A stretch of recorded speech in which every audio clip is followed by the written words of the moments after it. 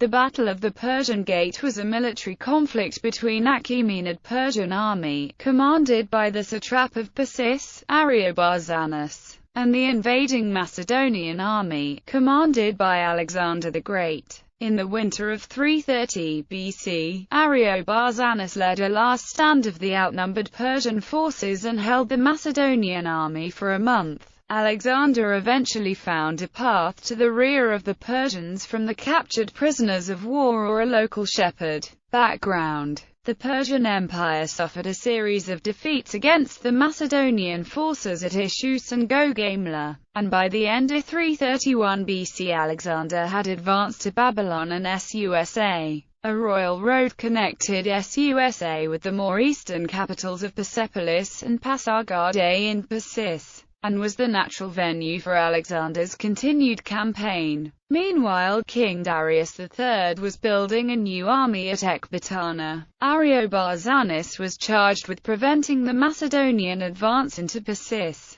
and to this effect he relied heavily on the terrain Alexander needed to pass through. There were only a few possible routes through the Zagros Mountains, all of which were made more hazardous by winter's onset. After the conquest of Susa, Alexander split the Macedonian army into two parts. Alexander's general, Parmenion, took one half along the royal road, and Alexander himself took the route towards Persis. Passing into Persis required traversing the Persian Gates, a narrow mountain pass that lent itself easily to ambush. During his advance, Alexander subdued the Uxans, a local hill tribe which had demanded the same tribute from him they used to receive from the Persian kings for safe passage. As he passed into the Persian gates he met with no resistance. Believing that he would not encounter any more enemy forces during his march, Alexander neglected to send scouts ahead of his vanguard, and thus walked into Ariobarzanes' ambush.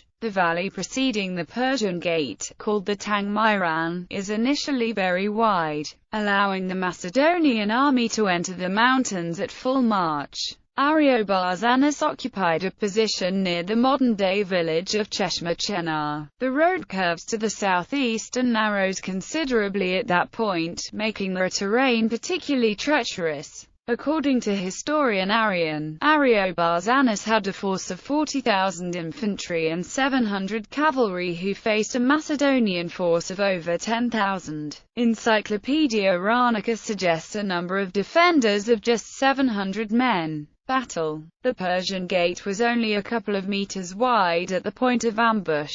Once the Macedonian army had advanced sufficiently into the narrow pass, the Persians rained down boulders on them from the northern slopes. From the southern slope, Persian archers launched their projectiles. Alexander's army initially suffered heavy casualties, losing entire platoons at a time. The Macedonians attempted to withdraw, but the terrain and their still advancing rearguard made an orderly retreat impossible. Alexander was forced to leave his dead behind to save the rest of his army, a great mark of disgrace to the Greeks and Macedonians who valued highly the recovery and proper burial of their fallen. Ariobarzanes had some reason to believe that success here could change the course of the war. Preventing Alexander's passage through the Persian gates would force the Macedonian army to use other routes to invade Persia proper, all of which would allow Darius more time to field another army, and possibly stop the Macedonian invasion altogether. Ariobarzanes held the pass for a month,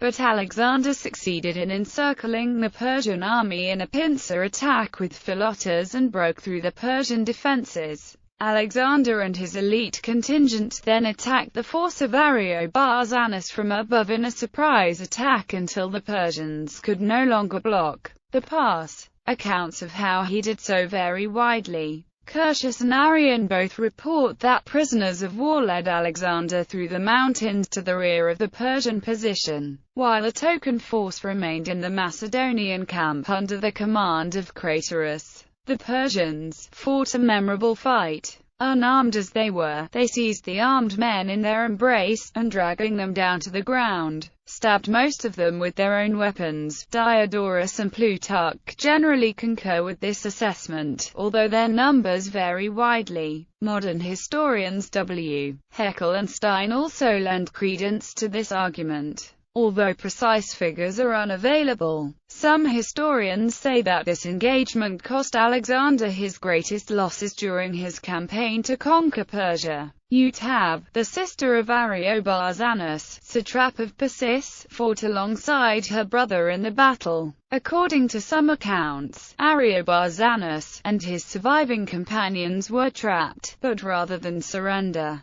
they charged straight into the Macedonian lines. One account states that Ariobarzanes was killed in the last charge, while another version by Arrian reports that Ariobarzanes escaped to the north, where he finally surrendered to Alexander with his companions. Modern historian J. Pravas maintains that Ariobarzanes and his forces retreated to Persepolis, where they found the city gates closed by Tiridates, a Persian noble and guardian of the royal treasury under Darius III, who had been in secret contact with Alexander the Great. Tiridates realized the futility of trying to resist Alexander's forces, and so allowed Alexander to massacre Ariobarzanes and his troops right outside the city walls of Persepolis rather than fight against Alexander. A few historians regard the Battle of the Persian Gate as the most serious challenge to Alexander's conquest of Persia. Michael Wood has called the battle decisive, and A. B. Bosworth refers to it as a complete and decisive victory for Alexander. Aftermath. Similarities between the battle fought at Thermopylae and the Persian Gates have been recognized by ancient and modern authors.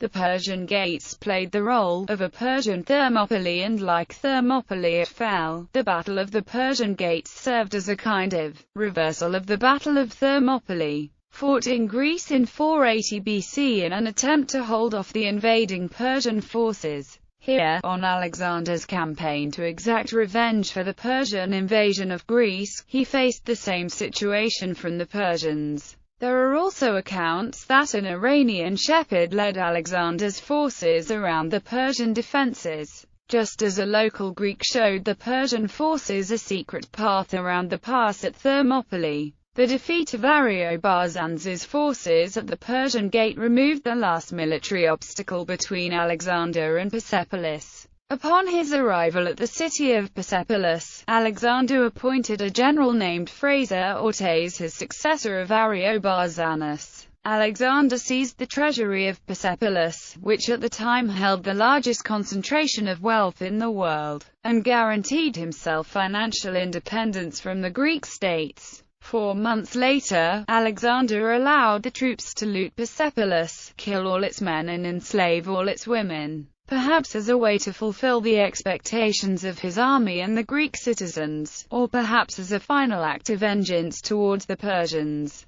This destruction of the city can be viewed as unusual, as its inhabitants surrendered without a fight, and Alexander had earlier left Persian cities he conquered, such as Susa, relatively untouched. In May 330 BC, Alexander ordered the terrace of Persepolis, including its palaces and royal audience halls, to be burned before he left to find Darius III. Sources disagree as to why he ordered the destruction. It could have been a deliberate act of revenge for the burning of the Acropolis of Athens during the Second Greco-Persian War, an impulsive, drunken act, or it could have been out of Alexander's supposed anger over not being recognized as the legitimate successor to Darius III.